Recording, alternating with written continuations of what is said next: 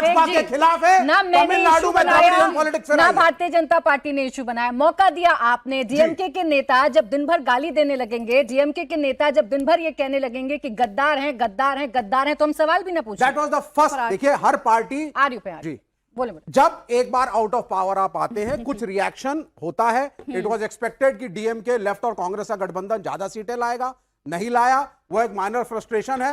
लेकिन कहना साहब कि कांग्रेस ने ठग लिया, ये बिल्कुल गलत है। ठीक है, छोटा जवाब देंगी राधिका जी, फिर नीतीश जी का जिक्र जरूर होता है। सत्यप्रकाश जी आप बताएंगे। 2 पॉइंट इन्होंने बोले। इन्होंने कहा कम्युनल फोर्सेस को बाहर रखेंगे। राहुल गांधी ने ममता बनर्जी को इसीलिए तो बाहर रखा क्योंकि उन्होंने कहा ममता बनर्जी से भ्रष्टाचारी कोई नहीं है, और कम्युनल पॉलिटिक्स अगर कोई करता है बंगाल में तो वो ममता बनर्जी करती है। बिल्कुल सही, अच्छा वो उन्होंने बाहर रखा। दूसरी बात ये कह रहे हैं कि डीएमके को कोई नाराजगी नहीं है। वो अलग बात है कि राहुल गांधी अपनी पार्टी छोड़े हुए लोगों को फटाफट, याद है ना संसद की सीढ़ियों से बिट्टू साहब को क्या कहा था, गद्दार गद्दार माय ट्रेटर फ्रेंड, वही गद्दारी उन्होंने आज डीएमके के साथ कर दी। तो क्या कहे राहुल गांधी को, और ये रही मेरे पास चिट्ठी, कोई दर्द नहीं है, कांजी मोही जी की ऑन रिकॉर्ड पार्लियामेंट को चिट्ठी लिखी गई है जिसमें ये कहा है हम नहीं बैठेंगे गद्दारों के साथ, हमारी सीट बदली है। जो हमेशा फोटो के लिए साथ आ जाते थे, आज एक दूसरे के साथ बैठने को तैयार नहीं है। आपके पास तो कुछ है ही नहीं, आपको तो अपोजिशन और ट्रेजरी इकट्ठे नहीं बैठता है। कितने एमपी आपके, आपने कितनी सीटें दी मुसलमानों को, कितने राज्यों में आपकी पार्टी लड़ी, कितने मुसलमान कैंडिडेट थे आपके, कितने क्रिश्चियन कैंडिडेट थे आपके, एक भी नहीं, एक मुसलमान कैंडिडेट नहीं था इनकी पार्टी का। सीपीआई मुक्त हो चुका है, होकर के शुभेंदु अधिकारी कहते हैं सीपीआई मुक्त ये हिंदुओं की पार्टी है। प्रगति के खिलाफ लोग, विकास के खिलाफ लोग, भारत को पीछे लगाने वाले लोग। बात मैं इंडिया अलायंस पर कर रहा हूँ, बात मैं आप लोगों की एकता पर कर रही हूँ। आपको कुछ पॉइंट नहीं मिला तो आप मुसलमानों की बात बताइए ना मैडम, आप सीधा मुसलमानों पर आ गए। पहले अपनी बड़ी पार्टी है, बड़ी पार्टी है मुसलमानों पर, हिंदुओं पर, और जिस पर आप कहेंगे डिबेट कर लूंगी। इंडिया अलायंस की एकता पर बात कर रही थी, मैं तो इंडिया अलायंस की एकता पर बात कर रही थी। आपने नीतीश कुमार का जिक्र किया था। एक सेकंड राधिका जी, मैं सत्यप्रकाश जी को इसलिए चर्चा में लेकर आ रही हूँ। सत्यप्रकाश जी, जब जब गठबंधनों की बात चलती है, हो ही नहीं सकता नीतीश कुमार की बात ना हो। इनके पास एग्जाम्पल रहता है कि हाय देखिए नीतीश कुमार के साथ क्या कर दिया भारतीय जनता पार्टी ने। ऐसा कुछ हुआ क्या, दर्द हुआ क्या, नीतीश कुमार के साथ गलत हुआ है क्या? आपको क्या लगता है क्या कर दिया नीतीश कुमार जी? इनको पता है विवेक जी राजनीति में कब से, मुझे नहीं पता। इस देश में गठबंधन की राजनीति शुरू करने वाले अटल बिहारी वाजपेयी, नीतीश कुमार और जॉर्ज फर्नांडिस हैं। जब एनडीए बना था, क्यों तीसरा मोर्चा इस देश में, रुक जाओ, अभी तुम्हारा इतना नकाब उतारेंगे कि दिखोगे नहीं यहाँ। तीसरा मोर्चा अभी इतना नकाब उतारेंगे दिखोगे नहीं यहाँ। गुजरात थे ही नहीं, अभी बीच में देवेगौड़ा कभी प्राइम मिनिस्टर बने ही नहीं। अभी क्या बोला था, 100 रुपया लूंगा, बीच में नहीं बोलूंगा। अभी बीच में बोल रहा है, ही खा गए, बताइए 100 रुपया फिर मिलेगा नहीं, बीच में मत बोल। आप फैक्चुअली गलत है सर, बीच में मत बोलो। आप फैक्चुअली गलत है सर। फैक्चुअली इसलिए गलत नहीं है क्योंकि पहली बार गठबंधन की राजनीति सफल साबित हुई। एनडीए ने 6 साल पहला गठबंधन का प्राइम मिनिस्टर कौन था? प्रधानमंत्री अटल बिहारी वाजपेयी रहे प्राइम मिनिस्टर। बताइए सर, यहाँ पर की तरह क्यों व्यवहार कर रहे हो? आप बताइए ना सर, आप बीच में क्यों बोलते हैं? क्योंकि आप गलत बोल रहे हैं सर। आप मत बोलिए। आप कह रहे हैं आपकी बारी आएगी आप बोलिएगा, आपकी बारी आएगी बोलिएगा। विवेक जी आपकी बारी आएगी बोलिएगा। मैं बताता हूं उनको, अभी बताता हूं। ये साहब लोग तीसरा मोर्चा बनाए थे, कभी देवेगौड़ा जी को बनाना चाहते थे, कांग्रेस ने एक समर्थन दिया, फिर गुजराल देवेगौड़ा से समर्थन वापस लिया, फिर कहानी गुजराल जी को बनाइए, फिर सरकार गिरा दी।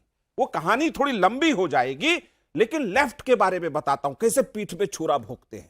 ये कह रहे थे ना कि मनमोहन सिंह की सरकार के साथ डीएमके था, बिल्कुल था, 10 साल था, ये भी थे। इन्होंने ऐन समय पे मनमोहन सिंह सरकार से समर्थन वापस लेकर के यूपीए की सरकार किस मकसद से गिरा रहे थे, ये बात आज तक समझ में नहीं आई। एक बात हो गई, उसके बाद लेफ्ट का सुपड़ा साफ हो गया भारत में। लेफ्ट बचा नहीं, लेफ्ट होता चला गया, लेफ्ट होता चला गया। अब एक बचा है, ये भी लेफ्ट हो जाएगा। एक ही बचा है ना। तुम आइडियोलॉजी कुछ होती है, आइडियोलॉजी अभी बता रहे, तुम्हारी आइडियोलॉजी, हमारी आइडियोलॉजी के खिलाफ कुछ कर रहे थे, अपने समर्थन वापस लिया। मत करो, ये तुम्हारी आदत ठीक नहीं है। लेफ्ट की आइडियोलॉजी अब समझिए। एक इनके कन्हैया जी थे, लेफ्ट से निकले सीधे कांग्रेस में टपके, ये इनकी आइडियोलॉजी है। ऐसी ट्रेनिंग आइडियोलॉजी की। आप थोड़ी सीरियस बात करते हैं जो देश में हो रहा है।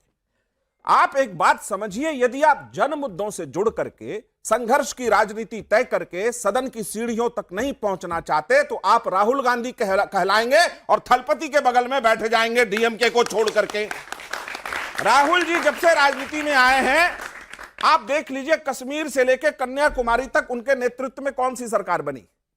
उनके नेतृत्व में सरकारें नहीं बन रही, बिगड़ रही हैं, जहां जहां जाते हैं हार जाते हैं। मुझे राहुल जी से सिंपैथी है थोड़ी, मैं चाहता हूं देश का विपक्ष मजबूत हो।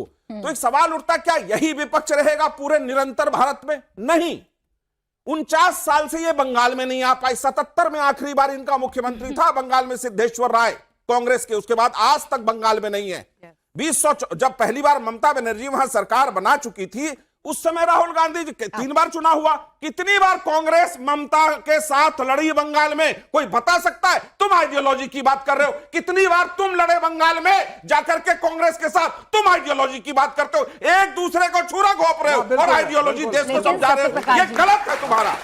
लेकिन सत्य प्रकाश जी, अब मैं बताता हूँ, मुझे आखिरी लाइन है। मैं आप कंप्लीट करिए, लेकिन आप तो इनको बखूबी जानते होंगे। अपने हितों के लिए कितने गठबंधन नीतीश कुमार जी ने बदले, ये भी सब जानते हैं। और जब सीपीआई की रैली में आके नीतीश कुमार भाषण देते थे तो इनसे पूछिए वो एंडोर्स करता था कि नहीं? मैं तो सवाल पूछ ही रही हूँ, मैं सवाल पूछ ही रही हूँ, आप बोले। क्योंकि आवाज मेरी इतनी ऊंची है, जाओगे नीतीश कुमार हमारी रैली में क्यों आ रहे थे? आवाज निकली तो आप बताइए, एक शब्द नहीं बोलने मेरा दूंगा, शब्द उसका शब्द छोड़िए, आप बताइए जनता को। क्या तरीका है? रुक जाए, मैंने पूछ लिया ना, वो काउंटर मैंने पूछ लिया, उसका जवाब तो आने दें। तुम्हारी बारी आज, आपके मुख्यमंत्री माननीय नीतीश कुमार हमारी रैली में हम अपना जवाब दे लेंगे भाई नहीं साहब। जवाब। अरे आपके दो साथी हैं तो अभी बोल नहीं पाए। आपको क्यों दर्द हो रहा है? क्यों एंडोर्स करते थे? आपको क्यों दर्द हो रहा है? आपको क्यों दर्द हो रहा है?